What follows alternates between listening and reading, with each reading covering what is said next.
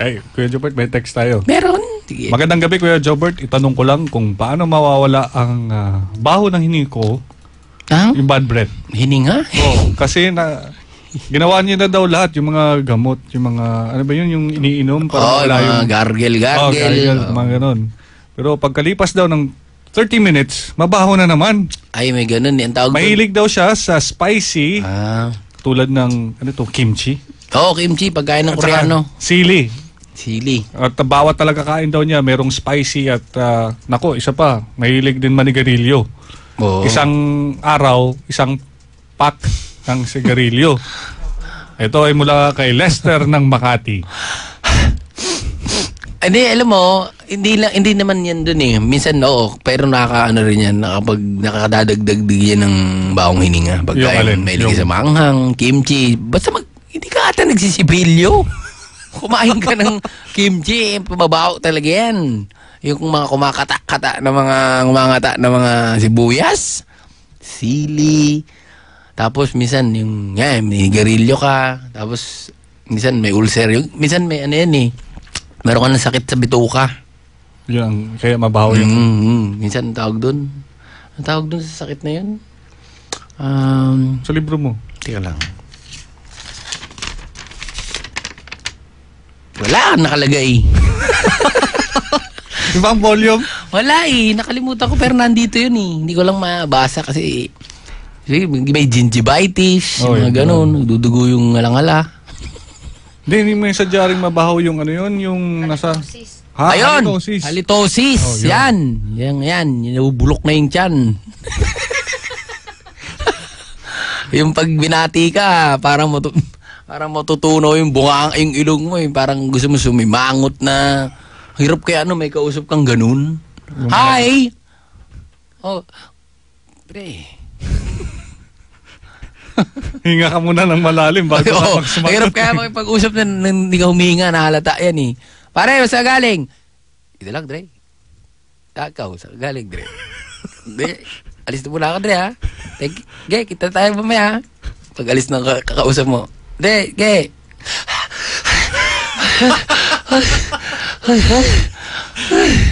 kukulaps ka na, nangingitim na yung labi mo, nakikipag-usap ka.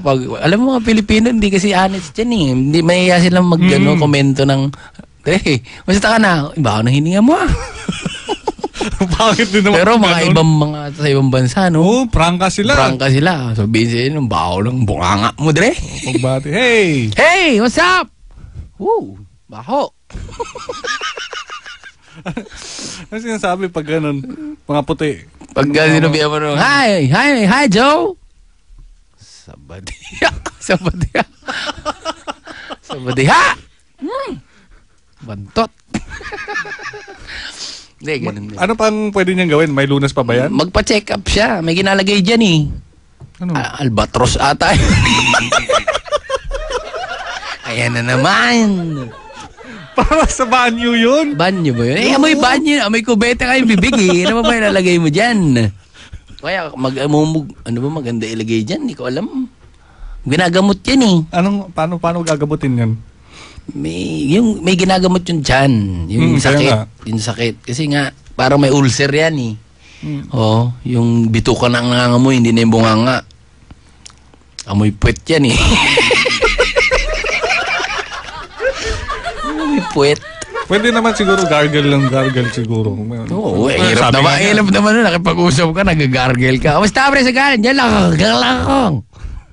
Hindi ako magbabad ka ng toothpaste sa bunganga mo. Okay, magsalita ka ng paatras. Kung alam mo, marami na pumupuna na sa baho ng ginawa. Pare, saan galing? Yan lang, pare, ikaw. Yan lang, de. Magpalabas yung hangin. Oo, kasi pagpalabas, na-practice mo yung paatras, wala ang amoy yun. Di kaya mahirap nun, baka Hindi rin na. Oo. Magandang gabi sa'yo, Brad. Uy, wala nang amoy. Thank you, ha. Uy, meron pa! Bumalik. Hindi, pinapatingnan yan. Pa-check up siya sa doktor. Anong doktor yan? Yung siyempre, sa ENT nata. Hindi, sa yan dito, sa tiyan. Tawag doon, doktor na yun? Basta doktor yun. Ano ba yun tawag dun sa doktor na yan? Sa tiyan? Stomach doc. Basta, alam na yan. Punta sila sa doktor, tanongin nila kung anong pwedeng mangyari sa tiyan nila. Sabihin nila, anong problema ko? Tatanungin naman, Dok, ang babawining ako eh. Oo nga. Hindi naman siguro sasabihin ng doktor yun. Anong sabihin ng doktor? Magsisinungaling din. Hindi naman. Gaganon yan. Ano? Ang bawining ako, Dok. Kaya nga. Huminga ka nga. Guard, palabis mo ito. Guard, baho. Guard! Baho, guard. Tuturuan yan. Magtuturuan yung doktor na yan eh. Ano problema nyo? Babaho po. Dr. Fernandez, may pasyente ka rito. Pasahan. Sino po sila? Ako nga po pala yung mabaho. Dr. Domingo! May paano po dito? Hanggang uli, nurse na lang tumitingin. Ano mo yan? Kaya mo yan? Ano po ang problema? Nurse kayo? Bukas sarado na po kami. Inaapi. Wow, naman. Huwag naman ganun. Dapat, no? Dapat talaga kung anong klaseng pasyente. May ganun kaya. May mga ganun kayong doktor, lalo na sa mga minsan, yung mga hindi kaya magbayad na pasyente. Grabe kaya, nakita na ako ng mga ganyang ospital, oh. Yung tao pumasok dun na nasaksa. Yun yung nakalabas na yung bituka, tinatanong pa ko, ano nangyari sa'yo? Sakit ba? Mga ganun. Siyempre, sino kasama mo? Ano nangyari? SOP yan sa kanila, tinatanong ko ano talaga. Tanong nakalabas yung atay. Paano magsasalita pa yan? Di ba napagalitan pa? Higa na kayo dyan. Dubusan alcohol bigla. Ang likot-likot kasi nga mga lasenggo kasi kayo. Higa! Hawak ko yung bituka. Sino ba nang kaaway mo? Bubusan ng alcohol. Ang abdi nun. Betadine, mga kung ano-ano nilalagay. Asin. Asin? Ano yung pulutan? Hindi naman. Hindi ba? Ay, hindi nga pala asin. Minsan, yung mga doktor, kakakain lang sa kantin, nagkamay. Kumain ng mga sili. Hawakan nyo. Pasyente, may biyak dito. Ano ba yan? Aray! Mga bastos na doktor.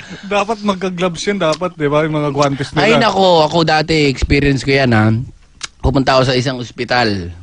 Eh, siyempre, minsan hindi mo kaya magbayad, di ba? Nagpatay ako rito dahil na-aksidente ako sa noo. Alam mo yung ginamit na crime sa akin. Dahil nagmamadali, magkakain na raw silang tanghalian. Ginamit sa akin na karayong pang maong, ang laki. Sabi ko, to ano yan, maong? Dali na, kakain na kami. Krok, krok, krok. Gumaganon-ganon, oh. Ang lalaki tuloy, parang si Frankenstein, eh, nasiko lang ako sa basketball. Mas malaki pa tuloy yung mga sugat ko sa tahi nila, oh. Ang kakapal na sinulid. Pang-imbalsa mo, eh. Ninalagay sa tiyan, hindi natutunaw. Ayoko na maalala yung hospital na yan. Yan ang mga babatiin mo pala, Kuya Jobert. Magtatampo yan. Binabati ko nga pala yung mga doktor na tumay sa ulo ko. Ay, ayoko batiin yun. Si ano ba? Meron ba akong mabatiin? Ito. Hi kay Bebe, Obet, tsaka si Maring Dimples. Happy listening kay Brad Bertsan. Brad, tsaka si Brad Steiker, ha? At happy birthday sa asawa ni... Sino ba to? Sino yan? Happy birthday sa sa asawa ko. asawa na. Uy, Jeff at saka... asawa. Jeff at ni Risa mula sa Pasig City. At hello din kay Mama Carol at Kuya Dan. At kay Danica ng Antipolo. Nakikinig sila sa atin ngayon. Maraming salamat po. Tawag nyo lang po ang inyong mga katanungan at problema. 584-5545. Itanong mo kay Kuya Jobert. Itanong mo kay Kuya Jobert.